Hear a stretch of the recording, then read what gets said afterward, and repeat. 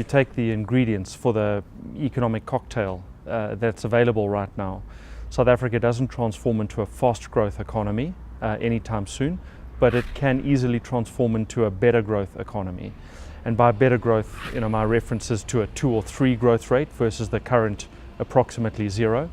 And 2 immediate things that will reverse out, and I'd like to say sort of almost regardless of the electoral outcome, is the energy deficit that's been reversed and drought also, which will work its way out the system, helped to a small extent by improved commodity prices.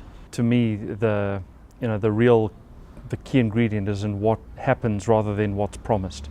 And so, as could easily be anticipated, there's lots of promise, lots of talk about how provinces will be transformed, how municipalities will be taken to better places because of voting results. The reality is what we'll experience on the other side, and in many cases that possible reality where the talk now is of coalition government, those are untested cocktails. So I think it'll be interesting to see what transpires, and it would be bold to venture a forecast with any certainty as to this is what we should anticipate. But to me, the critical thing is not the talk, it's the walk.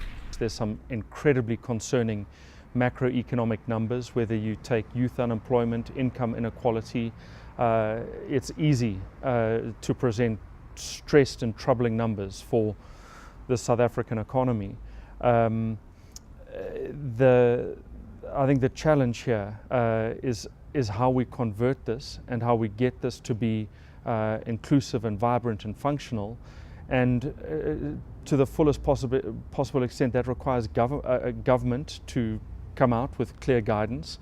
It requires where we get political coalitions, level-headedness, and it requires business to be functional. And perhaps the question or the point around the politics is the one thing that does stand out for me about South Africa is the degree or the extent of political maturity.